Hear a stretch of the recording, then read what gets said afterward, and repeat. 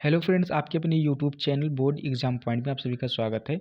ये जो पेपर हम लिए हैं प्री बोर्ड का है और ये हिंदी का है क्लास 10 के। तो जिन विद्यार्थियों का प्री बोर्ड हो चुका है वो अब क्वेश्चन को मिलान कर लेंगे कि कितना क्वेश्चन हम सही करके आए थे, कितना गलत, और कमेंट में ज़रूर बताएंगे कितना सही करके आए थे, कितना नंबर आपको मिलेगा। और जिन विद्यार्थियों का पेपर नहीं हुआ प्री बोर्ड का, वो तो इस पेपर से तैयारी कर लेंगे, क्योंकि ये पेपर जो है सभी स्कूलों में इसी पेपर से प्री बोर्ड परीक्षा कराया जाएगा। ये पेपर जो है बोर्ड द्वारा जारी किया गया है और बोर्ड परीक्षा में इसी प्रकार से पेपर में क्वेश्चन जरूर पूछा जाएगा। तो वीडियो के अंत तक जरूर बने रहिएगा और पूरा वीडियो देखिएगा, तभी आपको क्वेश्चन समझ में आएगा। तो हमें पेपर प्री बोर्ड का देने के लिए कितना समय दिया जाएगा? 3 घंटा 15 मिनट दिया जाएगा और 15 मिनट जो है हमारे पेपर को पढ़ने के लिए दिया जाता है। और ये जो प्री बोर्ड की परीक्षा होगा ये पूरा 70 नंबर का होगा। कितने नंबर का होगा? हमारा 70 नंबर का होगा।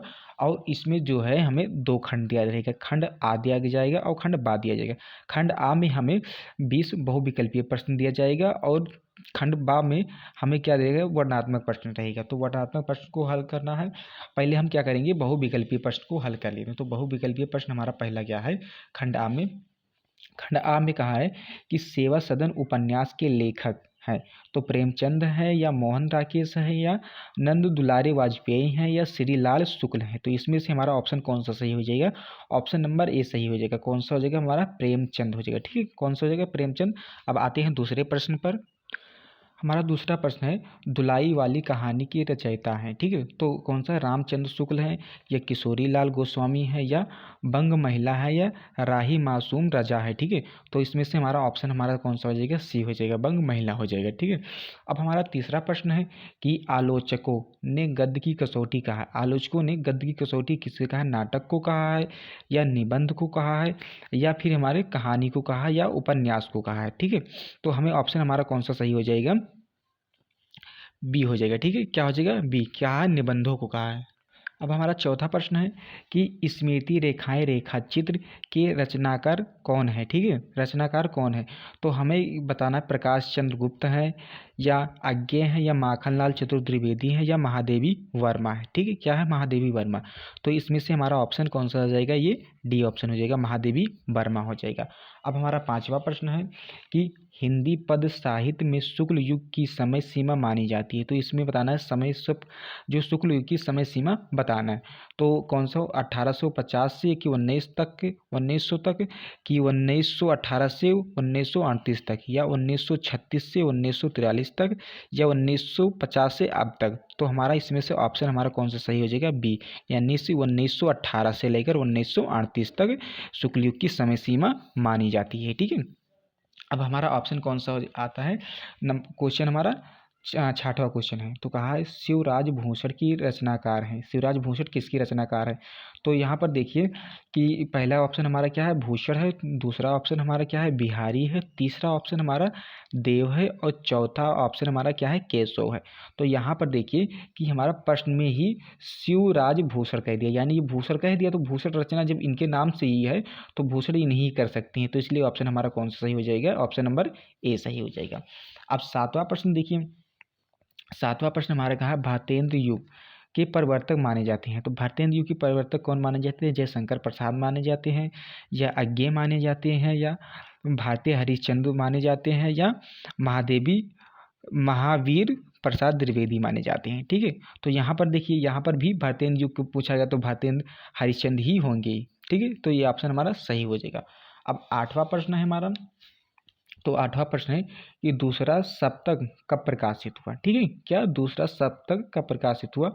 1943 या 1947 या 1950 या 1951 में। तो हमारा कौन सा ऑप्शन हो जाएगा? डी ऑप्शन, यानी कि 1951 में होगा। ठीक है, 1951 में हो जाएगा। और लोकायतन के रचनाकार हैं। ठीक है, तो लोकायतन के रचनाकार कौन है? महादेवी वर्मा है या सुमित्रा नंदन पंत है या राम नरेश त्रिपाठी है या श्याम नारायण पांडे हैं। तो हमारा ऑप्शन इसमें से कौन सा हो जाएगा? बी वाला, यानी कि सुमित्रा नंदन पंत हो जाएगा। ठीक है, अब 10वें प्रश्न पर आते हैं। 10वां प्रश्न हमारा कहा है कि महादेवी वर्मा की रचना नहीं है। ठीक है, महादेवी वर्मा की रचना नहीं है। उर्वशी हो जाएगा या निहारी हो जाएगा या रश्मि हो जाएगा या नीरजा हो जाएगा। तो हमारा यही ऑप्शन ये सही हो जाएगा। ठीक है, अब आते हैं 11वें प्रश्न पर। हमारा 11वां प्रश्न है कि निर्वेद किस रस का अस्थाई भाव है? क्या निर्वेद किस रस का अस्थाई भाव है? तो हास का है या विभत का है या शांत का है या वीर का है? तो यहाँ पर हमारा ऑप्शन कौन सा हो जाएगा? सी, यानी शांत रस का ये अस्थाई भाव है। निर्वेद जो है हमारा शांत रस का है। अब यहाँ पर 12वां वाला हमारा प्रश्न क्या कहता है? रोला छंद में चरण होते हैं। रोला छंद में कितने चरण होते हैं? ठीक है, तो रोला छंद में 4 होते हैं या 2 होते हैं या 3 होते हैं या 8 होते हैं? तो ऑप्शन हमारा कौन सा सही हो जाएगा? 4 होते हैं। ठीक है, क्योंकि इसमें 4 चरण होते हैं। अब यहाँ पर देखिए कि 13वां हमारा प्रश्न कहता है कि चरण कमल बंदो हरि राई पंक्ति में कौन सा अलंकार है? तो इसमें हमें बताना है कि कौन सा हमारा अलंकार है। उपमा अलंकार है या उत्प्रेक्षक अलंकार है या श्लेष अलंकार है या रूपक अलंकार है? तो इसमें से हमारा ऑप्शन कौन सा हो जाएगा? डी ऑप्शन के रूपक अलंकार है। ठीक है, रूपक अलंकार है। अब यहाँ पर देखिए 14 नंबर प्रश्न पर कहा है कि माता पिता में प्रयुक्त समास है। ठीक है, माता पिता में हमें कौन सा समास बनाना है? तो हमारा बहुव्रीहि समास हो जाएगा या द्वंद्व समास? तो यहाँ पर हमारा ये ऑप्शन कौन सा हो जाएगा? बी ऑप्शन हो जाएगा, द्वंद्व समास होगा। ठीक है, अब यहाँ पर देखिए कि चंद्रमा का पर्यायवाची बताना। तो चंद्रमा का पर्यायवाची बताना है तो सलील हो जाएगा या अमीय हो जाएगा या राकेश हो जाएगा या सरोवर हो जाएगा? तो यहाँ पर ऑप्शन हमारा कौन सा सही हो जाएगा? सी वाला, यानी राकेश हो जाएगा। ठीक है, राकेश हो जाएगा। अब यहाँ पर आता है 16 नंबर प्रश्न, सहोदर में प्रयुक्त उपसर्ग क्या है? तो यहाँ पर बताना है सा है, सु है या दर है या उप है? तो हमारा कौन सा ऑप्शन हो जाएगा? 16 नंबर, यानी सा हो जाएगा। ठीक है, ये ऑप्शन हमारा सही हो जाएगा। अब 17 नंबर प्रश्न हमारा आता है, यशुमद शब्द का प्रथम विभक्ति एक वचन का रूप होगा। युवाम हो जाएगा या त्वम हो जाएगा या त्वयी हो जाएगा या युवाम हो जाएगा? तो हमारा यही ऑप्शन बी सही हो जाएगा, त्वम हो जाएगा। ठीक है, अब 18वें प्रश्न पर आते हैं। हमारा 18वां प्रश्न है, कहा है कि विकारी शब्द कितने प्रकार के होते हैं? तो विकारी शब्द हमारे कितने प्रकार के होते हैं? 2 होते हैं या 1 होते हैं या 3 या 4? तो ऑप्शन हमारा कौन सा हो जाएगा? 4 हो जाएगा। ठीक है, अब यहाँ पर 19वां प्रश्न हमारा कहा है कि कर्मवाच्य में प्रधानता होती है। तो कर्मवाच्य में किसकी प्रधानता हुई? कर्ता की होती है कि भाव की होती है या कर्म की होती है या क्रिया की? तो यहाँ पर देखिए कि कर्मवाच्य यानी कर्म की प्रधानता ही बताएगा, इसलिए हमारा कर्मवाच्य सही हो जाएगा। अब आते हैं 20वें प्रश्न पर। ये हमारा 20वां प्रश्न और बहुविकल्पीय का लास्ट क्वेश्चन है। तो कहा है शब्द के सार्थक समूह जब अपनी पूर्णता और व्यवस्थित पद क्रम को प्राप्त करते हैं तो कहलाते हैं। वाक्य कहलाते हैं या वर्णमाला कहलाते हैं या अक्षर कहलाते हैं या पद कहलाते हैं? तो इसमें ऑप्शन हमारा कौन सा हो जाएगा? ए हो जाएगा, यानी वाक्य कहलाते हैं। अब हमारा आता है खंड बा आता है। ठीक, खंड बा में हमें क्या करना? वर्णात्मक प्रश्न है हमारे। तो वर्णात्मक प्रश्न में हमारा 21वां प्रश्न क्या कहता है? कहा है कि निम्नलिखित में से किसी एक गद्यांश पर आधारित प्रश्न के उत्तर दीजिए। हमें क्या करना है? इसी में से किसी एक गद्यांश का उत्तर देना। तो हमें इसमें 2 दिया है ऑप्शन, यानी कि एक तो आ दिया है और दूसरा हमारा ये खा नंबर दिया। ठीक है, इसमें भी ये 3 प्रश्न दिए गए हैं, यहाँ पर इसे 3 प्रश्न दिए गए हैं और यहाँ पर इसमें 3 प्रश्न दिए हैं और इसमें में से किसी एक को करना है। ठीक है, किसी एक प्रश्न गद्यांश का यानी कि उत्तर देना हम, चाहे आप इसका दीजिए और या इसका खा वाले का दीजिए। ठीक है, इसमें से 3 प्रश्न दिया गया, यहाँ पर 3 प्रश्न दिया है और खा नंबर में भी 3 प्रश्न दिया गया।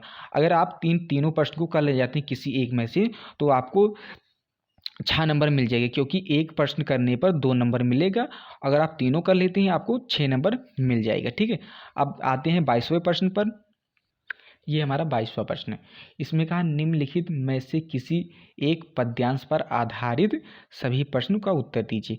तो वो अगला वाला हमारा क्या था? गद्यांश था। ये हमारा क्या है? पद्यांश है। ठीक है, इसमें भी हमारा 2 ऑप्शन दिया, का दिया है ये वाला और यहाँ पर देखिए ये खा दिया है। ठीक है, इसमें भी 3 प्रश्न दिया गया है और का में भी 3 प्रश्न दिया गया है। चाहे आप इन तीनों प्रश्न को कीजिए हल और या फिर इन तीनों प्रश्न को हल कीजिए, आपको नंबर उतना ही मिलेगा, यानी 6 नंबर मिलेगा। ठीक है, यहाँ पर ये हमारा प्रश्न दिया गया है, तीनों ये दिया गया है। आप यहाँ पर देख लीजिए, आप स्क्रीनशॉट भी ले सकते हैं। ये हमारा खा का हमारा हो जाएगा ऑप्शन और ये हमारा क्या हो जाएगा? हमारा आ वाला। ठीक है, यहाँ से इतना ले सकते हैं और यहाँ से। ठीक है, अगर आप इनको कर लेते हैं तो तीनों को, तो आपको यहाँ पर भी 6 नंबर मिल जाएगा। अब 23वें प्रश्न पर आते हैं। हमारा 23वां प्रश्न जो है संस्कृत का दिया है। तो कहा है नीचे दी गई संस्कृत गद्यांश में से किसी एक का संदर्भ सहित अनुवाद कीजिए। यानी कि हमें क्या करना है, इसका संदर्भ सहित अनुवाद करना है। अगर इसका संदर्भ लिख देते हैं तो आपको 2 नंबर मिल जाएगा। अगर इसका अनुवाद करते हैं हिंदी में तो 3 नंबर मिलेगा, यानी टोटल आपको 5 नंबर मिल जाएगा। चाहे आप इसका अनुवाद कीजिए या संदर्भ लिखिए, चाहे आप इसका संदर्भ या अनुवाद कीजिए, आपको दोनों में 5 नंबर मिल जाएगा। अगर दोनों संदर्भ और अनुवाद दोनों कर ले जाते हैं तो 5 नंबर आपका मिल जाएगा। अब यहाँ पर देखिए कि 24वां हमारा प्रश्न है कि नीचे दी गई संस्कृत पद्यांश में से किसी एक का संदर्भ सहित हिंदी अनुवाद कीजिए। यानी कि हमें कहा है कि संदर्भ सहित अनुवाद करना है, ठीक है, 24वें प्रश्न पर। तो यहाँ पर आप चाहे इसका करिए या इसका करिए। यहाँ पर भी अगर आप संदर्भ लिखते हैं तो 2 नंबर मिलेगा और व्याख्या करते हैं तो 3 नंबर, यानी कि टोटल 5 नंबर यहाँ पर भी आपको मिल जाता है। अब हमारा 25वां प्रश्न है, ठीक है। 25वां प्रश्न का आपने पठित खंड काव्य के आधार पर निम्नलिखित प्रश्नों में से किसी एक प्रश्न का उत्तर दीजिए। यानी कि जिसके राज्य में जो है वो अपने राज्य का कर सकता है। जैसे यहाँ पर यूपी में देखिए ज्योति जवाहर काव्य है तो ज्योति जवाहर का ही यहाँ पर लिखेंगे। जो आप अपने डिस्ट्रिक्ट का जान लीजिएगा, उसी हिसाब से आपको लिखना है। अब 26वें प्रश्न पर आते हैं। अब हमारा देखिए 26वां प्रश्न है। तो 26वें प्रश्न में कहा है दिए गए लेखकों में से किसी एक लेखक का जीवन परिचय देते हुए उनकी प्रमुख रचनाएं लिखिए। ठीक है, हमें क्या करना है, उनकी जीवन परिचय लिखना है और रचनाएं लिखना। अगर आप जीवन परिचय लिखेंगे तो 3 नंबर मिलेगा और इनकी रचनाएं लिख देते हैं तो आपको टोटल 5 नंबर मिल जाता है। ठीक है, अब इसी प्रकार से यहाँ पर भी है। अगर इसी में से किसी एक का करते हैं तो जीवन परिचय लिखते हैं तो 3 नंबर मिलेगा, रचनाएं लिख देते हैं तो हमारा 5 नंबर मिल जाता है। अब 27वें प्रश्न पर आते हैं। 27वां प्रश्न है हमारा, अपनी पाठ्य पुस्तक में से कंठस्थ कोई एक श्लोक लिखिए जो इस प्रश्न में ना आया हो। हमें क्या करना है, एक श्लोक लिखना है 2 लाइन का और हमें 2 नंबर मिल जाएगा। और ये बोर्ड हमारा 28वां प्रश्न है, कहा अपने मोहल्ले में नाली की सफाई कराने हेतु नगर पालिका में चेयरमैन को पत्र लिखिए। यानी हमें पत्र लिखने को आएगा, चाहे आप ये पत्र लिखिए, चाहे ये हमारा कहा अपने विद्यालय में टीसी लेने हेतु प्रधानाचार्य को प्रार्थना पत्र लिखिए। ठीक है, हमें पत्र चाहे ये लिखिए चाहे ये लिखिए, आपको अगर ये पत्र लिख देते हैं तो 4 नंबर मिल जाएगा। ठीक, 4 नंबर मिल जाएगा। अब यहाँ पर 29वां हमारा प्रश्न है, कहा निम्नलिखित में से किन्हीं 2 प्रश्नों को संस्कृत में उत्तर दीजिए। हमें क्या करना है, इसका संस्कृत में उत्तर देना है। तो अगर आप इन चारों में से 2 कर ले जाते हैं तो आपको एक का प्रश्न करने पर 1 नंबर मिलेगा, यानी कि दोनों कर ले जाते हैं तो आपको 2 नंबर मिल जाएगा। ठीक है, अब हमारा 30वां प्रश्न और आखिरी प्रश्न आता है। तो इसमें क्या कहा, निम्नलिखित विषयों में से किसी एक विषय पर निबंध लिखिए। हमें क्या करना है, निबंध लिखना है। निबंध जो है हमारा 7 नंबर में पूछा जाता है। अगर आप इसे लिख ले जाते हैं तो आपका 7 नंबर मिल जाएगा। अगर आप निबंध लिखना नहीं चाहते हैं तो हमारे वीडियो के डिस्क्रिप्शन बॉक्स में जाकर आप देख लीजिएगा निबंध किस प्रकार से लिखा जाता है। अगर आप वीडियो को देख लेंगे तो आपको निबंध लिखने में कोई परेशानी नहीं होगा। ठीक है, तो अगर आप निबंध लिखना चाहते हैं तो सबसे पहले आप प्रस्तावना डालेंगे। प्रस्तावना में आप जो हेडिंग लिखेंगे वो हेडिंग लिखकर आप उसी हिसाब से लिखिएगा तो आपको कंप्लीट नंबर मिल जाएगा। अगर हाँ इसी प्रकार से प्री बोर्ड की परीक्षा की तैयारी करना चाहते हैं और भी सब्जेक्ट का तो हमारे चैनल को जरूर सब्सक्राइब कर लीजिएगा, क्योंकि हम सभी विषयों का हम प्री बोर्ड की परीक्षा का जो है प्रोवाइड यहाँ पर कर देंगे।